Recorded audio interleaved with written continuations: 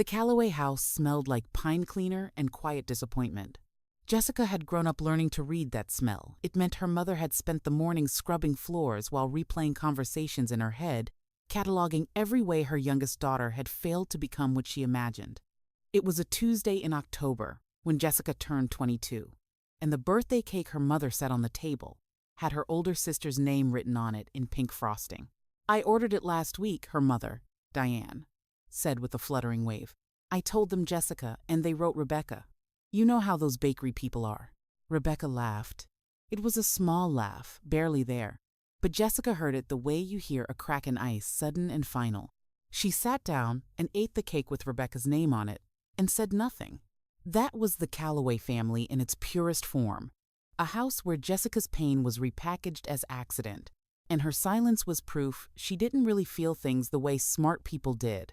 Rebecca was the golden one, valedictorian, pre-med at Northwestern. She moved through rooms the way sunlight moves naturally, warmly, drawing everything toward her. Their father, Harold, would put his arm around Rebecca at dinner and say, "This one's going to run the world someday." He said it so often it stopped being a compliment and became a border, a wall that told Jessica exactly where she stood on the other side. What they didn't know, what Jessica had learned to hide like a bruise under a long sleeve, was that she had been quietly building something since she was 16. Not grades, not degrees. She had an eye, an instinct, the kind of pattern recognition that doesn't come from textbooks, but from watching, listening, noticing what everyone else ignores. She had started buying undervalued domain names at 16 and flipping them, small money at first, enough to buy herself a laptop without asking. By 18, she had taught herself the fundamentals of early-stage startup investment through forums, newsletters, and obsessive self-study. She opened a small brokerage account with $1,200 she'd saved from a part-time job her parents didn't take seriously. "What are you even going to do with your life?" her father asked at Thanksgiving, the year she turned 19. Rebecca was home from Northwestern, talking about her residency options, her research publications, her world expanding in every direction. Jessica sat at the far end of the table, cutting turkey into small pieces. "I'm figuring it out," she said. Harold looked at Diane. Diane looked at her plate. "You've been figuring it out for 3 years," he said, not unkindly, which somehow made it worse. Cruelty wrapped in concern always cuts deeper. "Jess, sweetheart, some people are built for big things. Some people are built for steady things, comfortable things. There's no shame in that." The table went quiet in the particular way it goes quiet when something true and terrible has been said out loud. Jessica looked at her father's face and saw not malice, but something more devastating: sincerity. He genuinely believed it, had always believed it, had probably decided it the first time she failed a spelling test at age 7, and never revisited the verdict. She nodded slowly. She picked up her fork. She said, "You're probably right." But underneath the table, her hand was trembling, not from sadness, not even from anger, from something harder to name.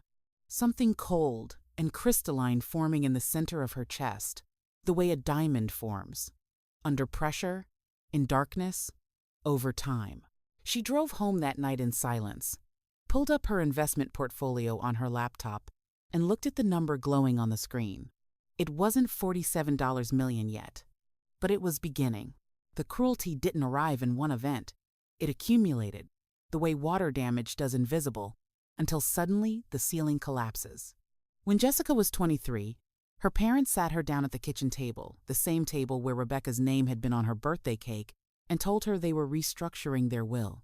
It was Harold's idea, he said, but Diane's eyes were steady and clear, which meant she had agreed before the conversation started. "Rebecca has responsibilities now," Harold said. "Her education, her residency. She'll need financial support we didn't plan for." "I'm not asking for anything," Jessica said. "We know. That's not. It's just that we want to be fair, and fair doesn't always mean equal. You understand. Fair doesn't always mean equal." She wrote it down that night in the small black notebook she kept in her nightstand. Not out of bitterness, out of documentation. But that wasn't the wound that broke her open.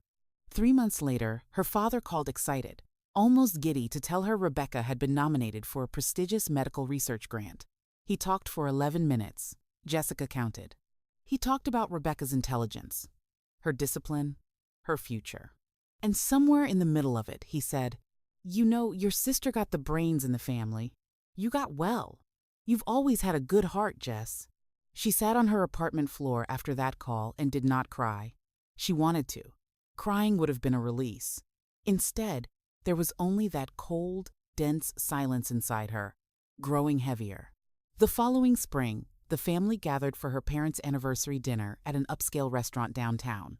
Rebecca brought her boyfriend, a charming cardiothoracic surgeon named Miles, who laughed at Harold's jokes and called Diane the most elegant woman in the room. The whole table lit up.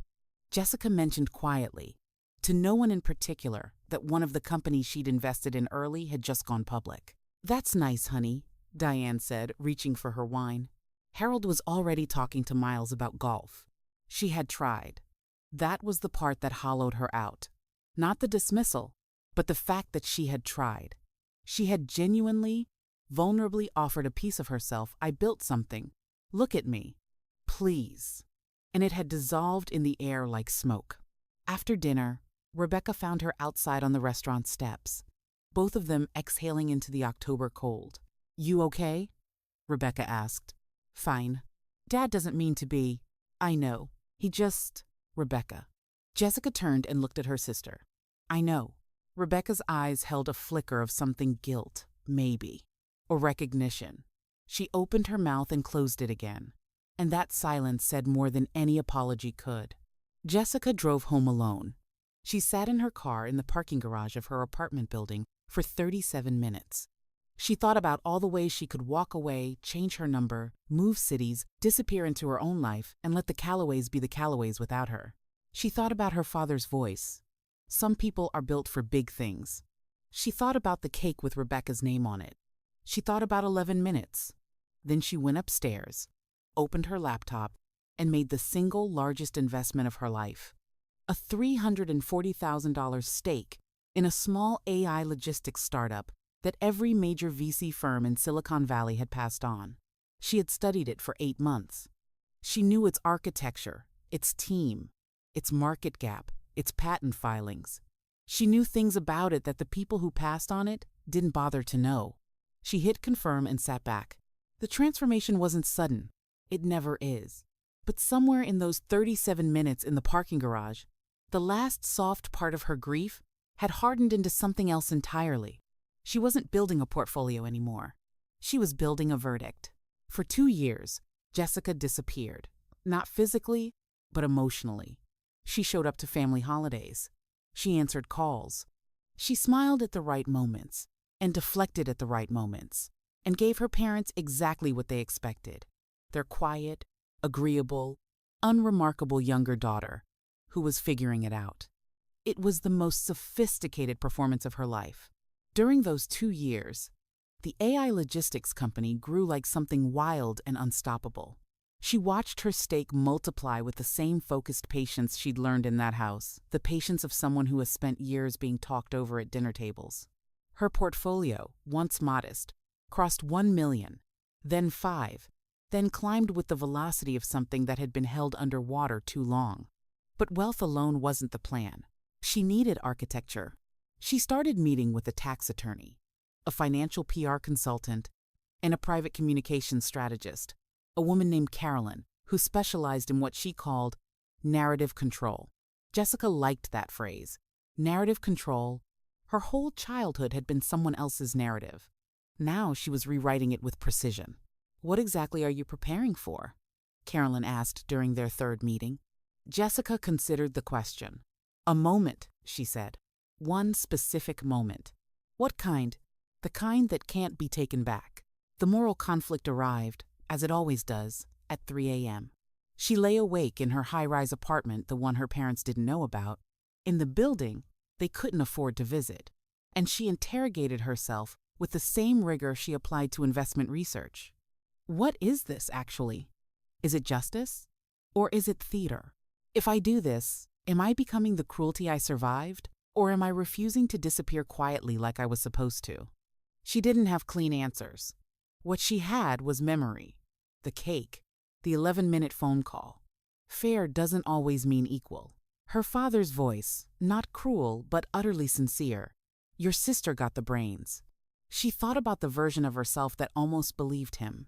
The girl who sat at the end of the Thanksgiving table, cutting turkey into small pieces and saying, "You're probably right." That girl deserved something. Not sympathy, not rescue. Witness. Someone had to look her in the eye and say, "You were always the one." They just couldn't see it.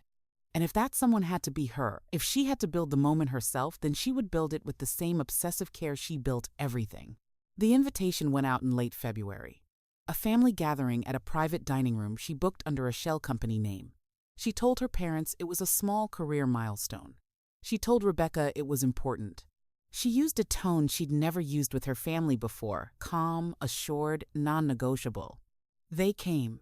Because people always come when certainty calls them. The private dining room was on the 43rd floor of a downtown tower, glass walls on 3 sides, the city spread below like a circuit board lit at dusk. Harold and Diane arrived first.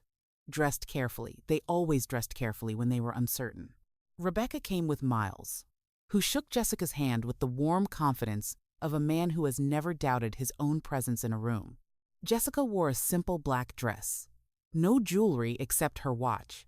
She had learned from years of observation that the most powerful people in rooms wear understatement like armor. She had arranged for a light dinner to be served first. She wanted them fed, comfortable, slightly off guard. Carolyn had advised this. Give people warmth before you show them the mirror. The conversation was careful and surface level through the first course. Harold told a story about a neighbor's fence dispute. Diane asked Rebecca about a recent conference.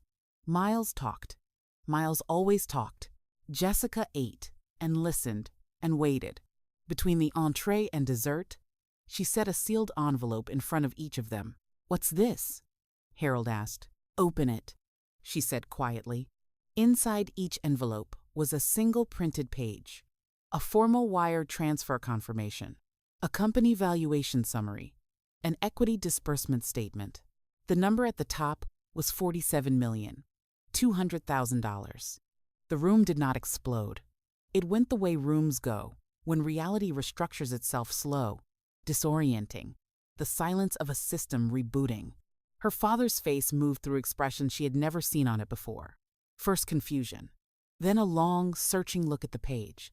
Then something that broke her heart more than anything that had come before it. Shame, raw and unguarded and too late. "Jess," Diane began. "I'm not finished," Jessica said. Her voice was even. She had rehearsed this moment 10,000 times in her car, in the shower, at 3 a.m., and every time she had feared she would cry or tremble or break into the girl who sat at the end of the table in silence, she didn't. She was entirely, terrifyingly calm. She told them about the domains at 16, the brokerage account at 18, the 8 months of research before the $340,000 investment that became the cornerstone of everything. She told them about the moments she had tried to share any of this, the dinner, Rebecca, the nice honey, and watched it evaporate unacknowledged. She told them about the cake. She told them about 11 minutes. Miles had stopped talking. Harold's hands were flat on the table, perfectly still in the way hands go still when a person is trying very hard to maintain composure. Rebecca was looking at her with an expression Jessica had never seen on her sister's face. Not guilt, not even surprise. Recognition. "I didn't do this to hurt you," Jessica said, folding her hands in front of her. "I did this because I needed you to be in the room when it happened. I needed you to see it with your own eyes. Because for 20 years I sat in rooms while you decided who I was, and I never got to decide it for myself. Tonight I'm deciding." The dessert arrived. Nobody touched it. Harold cried. She hadn't expected that. In 26 years of knowing her father, she had seen him emotional twice, at his own mother's funeral and at Rebecca's medical school graduation. He was not a man who cried easily, and watching it happen across that glass-walled dining room was stranger than anything else the evening produced. "I don't know what to say," he managed. "I know," she said. "I'm sorry, Jessica."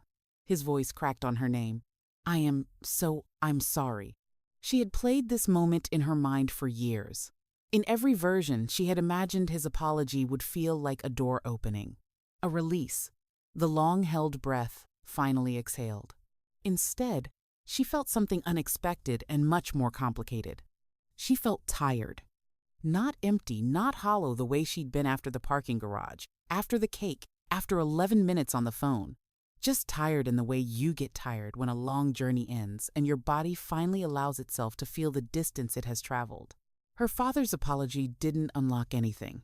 It confirmed what she had already, quietly, privately known for some time, that she didn't need it anymore. She had outgrown the wound while she was too busy building to notice. Rebecca walked out to the hallway with her after dinner, while Harold and Diane sat together in something that looked like the beginning of a reckoning. "I knew," Rebecca said. "Not an apology, just the truth. I know you knew. I should have." "Yes," Jessica said it without heat. "You should have."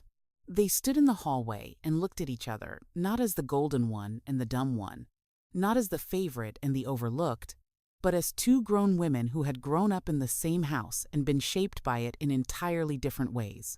There was grief in it. There was also something that might, eventually, become the foundation of something honest. "Are you happy?" Rebecca asked. Jessica thought about the question with the same seriousness. She thought about all questions. She thought about her apartment, her work, the focused silence of her mornings before the world had opinions about her. She thought about how she had learned to trust herself in the vacuum her family left, and how that trust had become the most valuable thing she owned. "I'm free," she said. "That's better." She took the elevator down alone.